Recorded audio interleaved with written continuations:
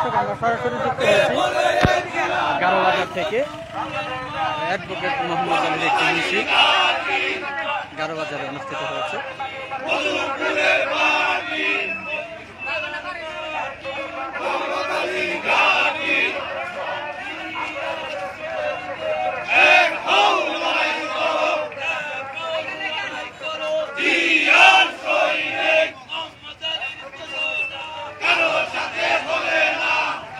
ভাই দূরে যাও।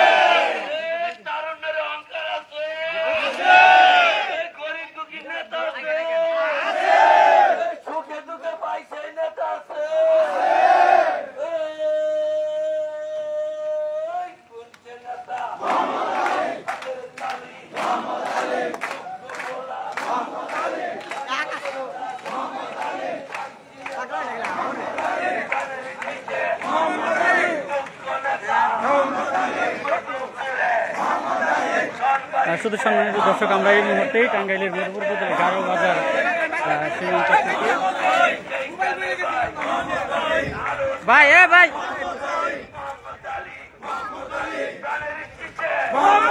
গারোবাজার থেকে যুক্ত হয়েছি। অ্যাডভোকেট মোহাম্মদ আলীর নেতৃত্বে গারোবাজারে একটি সন্ধ্যা একটি মিছিল অনুষ্ঠিত হয়েছে। এছাড়া আপনারা দেখেছেন যে আজকে আলোকদিয়া ইউনিয়ন সহ মহেশমারা ইউনিয়নের বিভিন্ন বাজারে বিভিন্ন জায়গায় তিনি কিন্তু কাজকে গণ সংযোগ করেছেন এবং ৩১ দফা বাস্তবায়নে তারেক রহমানের ৩১ দফা বাস্তবায়ন করতে বিভিন্ন জায়গায় কিন্তু লিফলেট বিতরণ করেছে। এছাড়াও আমরা দেখেছি আজকে চাপড়ি বাজারে নির্বাহী কমিটির সদস্য অ্যাডভোকেট মোহাম্মদ আলী তিনি লিফলেট বিতরণ করেছেন।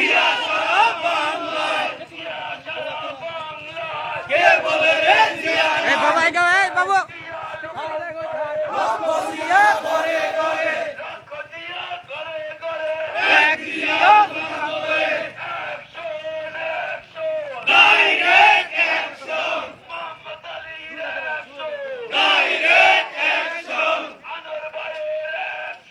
Die!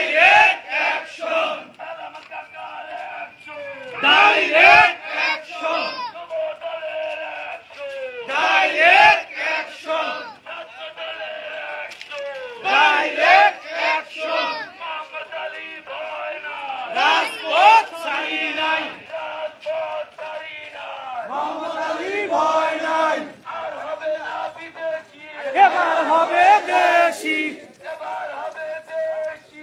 আর হবে না বিদেশি, এবার হবে দেশি, কারো সাথে চলে না, আলী ভাইয়ের তুলনা, সেই আমাদের আলী ভাই, সুখে দুঃখে যাকে পাই, সেই আমাদের আলী ভাই, সেই আমাদের আলী ভাই, সেই আমাদের আলী ভাই, সেই আমাদের আলী ভাই, কারো সাথে চলে না, আলী ভাইয়ের তুলনা, রাজপথ ছাড়ি নাই, মোহাম্মদ আলীর ভয় নাই, আমরা আছি তোমার সাথে, মোহাম্মদ আলী ঘাটি, মোহাম্মদ আলীর ঘাটি, মোহাম্মদ আলীর ঘাটি, মোহাম্মদ আলীর ঘাটি, মোহাম্মদ আলীর ঘাটি, মোহাম্মদ আলীর ঘাটি, মোহাম্মদ আলীর ঘাটি,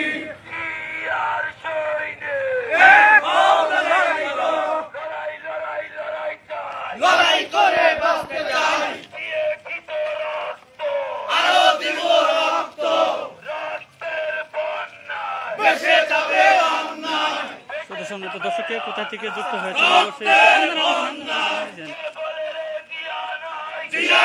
কে কোথা থেকে যুক্ত হয়েছেন অবশ্যই একটু কমেন্ট করে জানাবেন। কে বলে রে জিয়া নাই, মোহাম্মদ আলী জিন্দাবাদ, তারেক রহমানের আশীর্বাদ, মোহাম্মদ আলী জিন্দাবাদ, মোহাম্মদ আলী জিন্দাবাদ, মোহাম্মদ আলীর তুলনা কারো সাথে চলে না, মোহাম্মদ আলীর তুলনা, মোহাম্মদ আলী ভয় নাই, রাজপথ ছাড়ি নাই, মোহাম্মদ আলী ভয় নাই, আমরা আছি তোমার সাথে,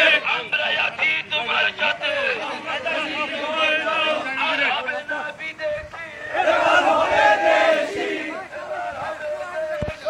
আর হবে না বিদেশি, এবার হবে দেশি, আগে মিতা আর হবে না বিদেশি,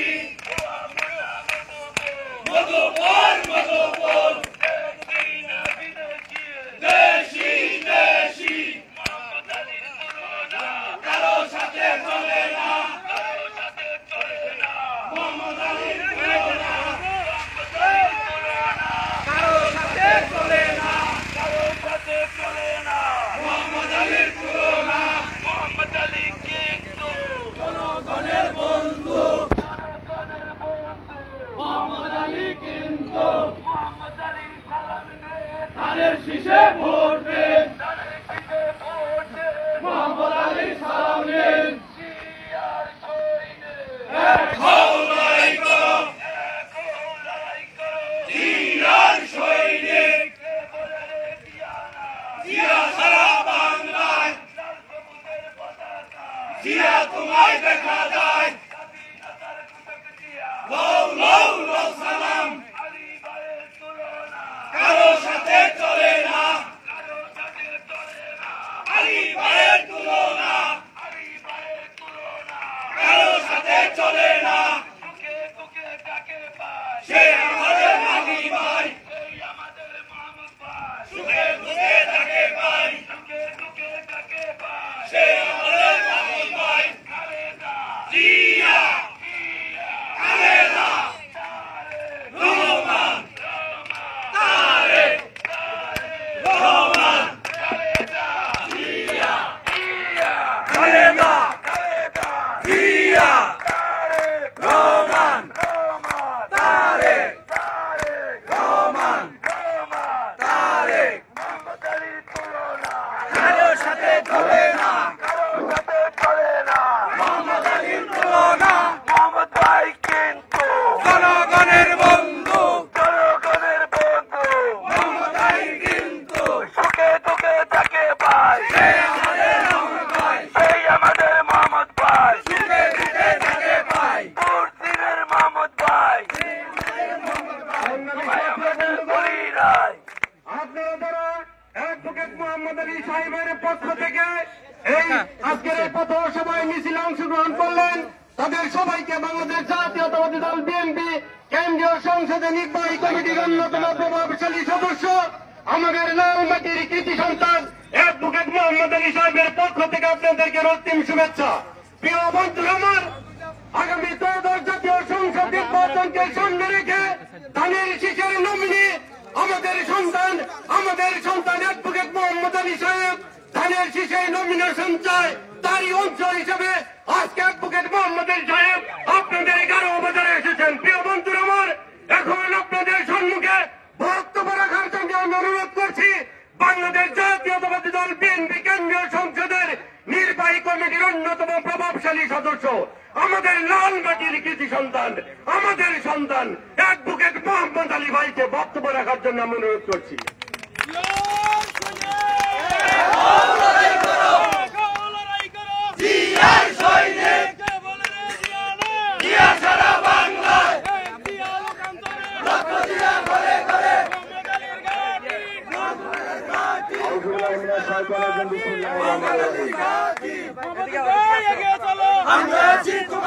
মহেশমারা ইউনিয়নের 11 বাজারের আজকের এই পথসভায় যারা উপস্থিত হয়েছেন সকলকে সালাম এবং শুভেচ্ছা জানাচ্ছি। আসসালামু আলাইকুম। আমরা মূলত এই যে বিএনপি কর্তৃক ঘোষিত রাষ্ট্র কাঠামো মেরামতের 31 দফা, এই 31 দফার লিফলেট বিতরণের জন্য বের হয়েছি।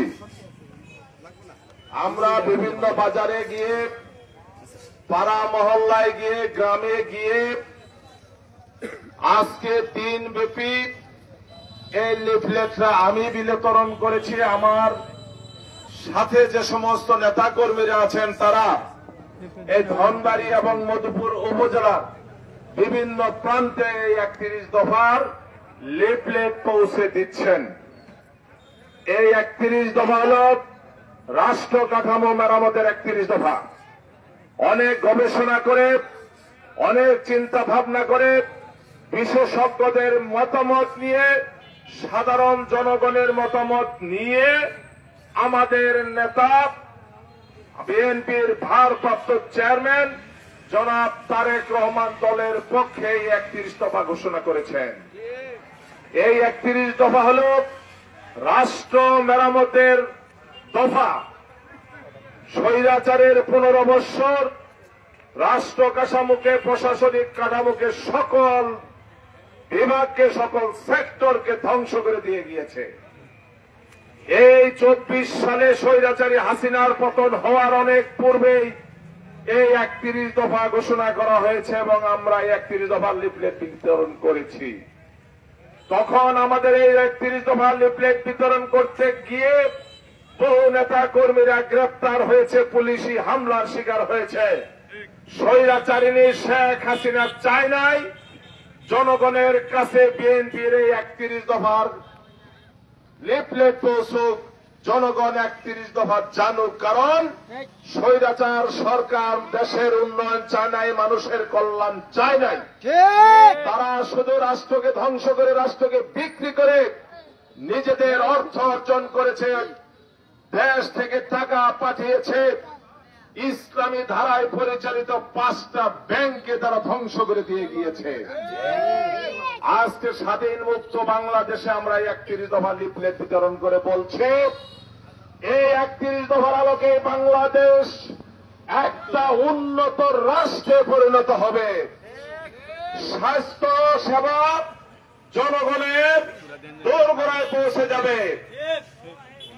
শিক্ষা ক্ষেত্রে একটা নিরক্ষর থাকবে না, প্রত্যেকেই শিক্ষিত হবে, বাংলাদেশে শিল্প বিপ্লব ঘটবে।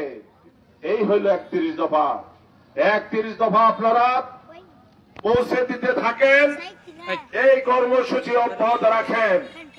আমাদের এই মধুপুর ধনবাড়িতে আমি বাংলাদেশ জাতীয়তাবাদী দলের পক্ষ থেকে একজন মনোনয়ন প্রত্যাশী। আমি আন্দোলন সংগ্রাম করেছি, বিগত 15 বছর আন্দোলন করতে গিয়ে আমি বহুবার জেলে গিয়েছি, বহু মামলার আসামি হয়েছি, কিন্তু রাজপথ ছেড়ে যাই নাই। কারণ এই যে মোহাম্মদ আলী, এই যে আমি সৃষ্টি হয়েছি ছাত্র দল থেকে, জাতীয়তাবাদী ছাত্র দল কেন্দ্রীয় কমিটির আমি 3 বারের আইন বিষয়ক সম্পাদক। এরপর আন্দোলন সংগ্রাম করে দীর্ঘ লড়াই পাড়ি দিয়ে আমাদের নেত্রী দেশনেত্রী বেগম খালেদা জিয়া আমাকে জাতীয় নির্বাহী কমিটির সদস্য করেছেন। আর সেই জন্য দলের একজন পরীক্ষিত কর্মী হিসেবে বিএনপি যে কথাটা বলে যে মনোনয়ন দেওয়া হবে, অতীতের আন্দোলন সংগ্রামের ভূমিকা বিবেচনা করে একজন ত্যাগী কর্মীকে আমি বিশ্বাস করি, আমি মোহাম্মদ আলী সেই ত্যাগী কর্মী, যে ত্যাগী কর্মী বিএনপি খুঁজছে আগামী দিনের জাতীয় সংসদ সদস্য হিসাবে। আর বিএনপি খুঁজছে জনপ্রিয় প্রার্থীকে। আল্লাহর রহমতে এই মধুপুরের শেষ প্রান্ত পূর্বাঞ্চলের এই গারোবাজার থেকে নিয়ে ধনবাড়ির পশ্চিমাঞ্চলের শেষ প্রান্ত রাজার হাট সমস্ত এলাকায় আজকে একটাই রব উঠেছে। 41 বছর পরে এই মোহাম্মদ আলীকে দিয়েই জনগণ মনে করছে মধুপুর ধনবাড়ি আসনকে 41 বছর পরে বিএনপির প্রার্থীকে এমপি বানানো সম্ভব। বিগত 41 বছর আমরা কোন এমপি পাই নাই। আজকে জনগণ আমাকে নিয়ে সেই স্বপ্ন দেখছেন, সমবেত হয়েছেন, ঐক্যবদ্ধ হয়েছেন এবং আপনাদের প্রার্থী আপনাদের সন্তান মোহাম্মদ আলীকে জনপ্রিয়তার শীর্ষে নিয়ে গিয়েছেন। এই যে গারো পাহাড়ের গারো বাজারের লাল মাটি দাঁড়িয়ে আমি যখন বক্তৃতা করছি তখন বলবো আমার জন্ম এই লাল মাটিতে, আমার মৃত্যু হলেও আমার এই লাশটা লাল মাটিতে শায়িত আমার পিতা মাতার সাথেই যেন থাকে, সেই কামনাই আমি করি। লাল মাটির সন্তান হিসেবে বলতে চাই, 1973 সালে এই লাল মাটির সন্তান ইদিলপুরের আব্দুস সাত্তার সাহেব এমপি হয়েছিলেন। এরপরে আর লাল মাটির থেকে কেউ সংসদ সদস্য হতে পারে নাই। আমি মোহাম্মদ আলী এই লাল মাটির সন্তান এসেছি, তাই লাল মাটির বাসিন্দাদেরকে বলবো, লাল মাটির জনগণকে বলবো, আপনারা ঐক্যবদ্ধ হয়ে যান, আপনারা ঐক্যবদ্ধ হয়ে স্লোগান তোলেন, লাল মাটির সন্তান মোহাম্মদ আলীকে আমরা বিএনপির প্রার্থী দেখতে চাই। ইনশাল্লাহ সেই স্লোগান কিন্তু শুরু হয়ে গেছে। চতুর্দিকে লাল মাটির জনগণ ঐক্যবদ্ধ হয়েছেন, একটাই আওয়াজ তুলেছেন, তারা মোহাম্মদ আলীকে আগামী দিনে বিএনপির প্রার্থী হিসাবে দেখতে চায়। আমি আমার গণসংযোগের কর্মসূচি হিসাবে কুড়ালিয়া ইউনিয়নের চাপড়ি বাজার, মহিষমারা ইউনিয়নের কয়েকটি বাজার ইতিমধ্যে গণসংযোগ করলাম, আরো কয়েকটা বাজার গণসংযোগ করে আমাদের মধুপুর পৌরসভার ছটাবাড়িতে একটা জনসভা আছে, সেই জনসভায় অংশগ্রহণ করব। সময়ের অভাব হেতু আমার সাথে থাকা আমার শ্রদ্ধেয় বড় ভাই বিএনপির নেতা জনাব আলহাজ আনোয়ার হোসেন বক্তৃতা দেন নাই, এখানে মহিষমারা ইউনিয়নের বাদশা মেম্বার সাহেব বক্তৃতা দেন নাই, সালাম খান সাহেব বক্তৃতা দেন নাই, জুলহাস বক্তৃতা দেয় নাই, আর অনেকে কেউ বক্তৃতা দেয় নাই, যেহেতু আমার সময় কম। তো যারা বক্তৃতা দেন নাই তাদের প্রতি কৃতজ্ঞতা জানালাম। নাম বলতে গেলে আবার বহু সময় লাগবে, সেই জন্য সবার নাম বলতে পারলাম না, সময়ের অভাব, ক্ষমা করে দিবেন। আর আপনারা যেভাবে কাজ চালিয়ে যাচ্ছেন, কাজ চালিয়ে যান। বিএনপি কিন্তু মনোনয়ন দেওয়ার ব্যাপারে আরেকটা শর্ত দিয়েছে, জানেন? যুক্তরাষ্ট্র বিএনপির সভাপতি আব্দুল মালেক সাহেব বলেছেন মনোনয়ন পেতে হলে কমপক্ষে কয়টা মামলা লাগবে? কয়টা? আমার 17টা। আর আমার সাথে যারা মনোনয়ন চান তাদের কয়টা? ইনশাল্লাহ সেদিক দেখেছি। আরেকটা নতুন শর্ত আসছে, যাদের নেতৃত্বে কমিটি ছিল, কমিটি দিয়ে যারা জনপ্রিয়তা অর্জন করতে পারে নাই, বরঞ্চ জনগণকে বিভ্রান্ত করে জনপ্রিয়তা নষ্ট করেছেন, দলের ভাবমূর্তি নষ্ট করেছেন, সেই সমস্ত নেতাদেরকে ব্যর্থ নেতা হিসেবে চিহ্নিত করে কমিটি যারা নিয়ন্ত্রণ করেছেন, দলকে যারা জনপ্রিয় না করে অজনপ্রিয় করেছেন, তাদেরকেও মনোনয়ন দেবে না বলে একটা নতুন সিদ্ধান্ত এসেছে। আমরা জানি মধুপুর যারা কমিটিতে ছিলেন, যারা কমিটির নেতৃত্ব দিয়েছেন, তারা কতটা দলের ভাবমূর্তি নষ্ট করেছেন সেটা জনগণ জানে, সেটা আমি আর বলতে চাই না। কারণ থুতু পরে ফেললে নিচে পড়ে, তারা আমার দলেরই লোক, কিন্তু কাজগুলো তারা ভালো করে না, দলের ভাবমূর্তি নষ্ট করে।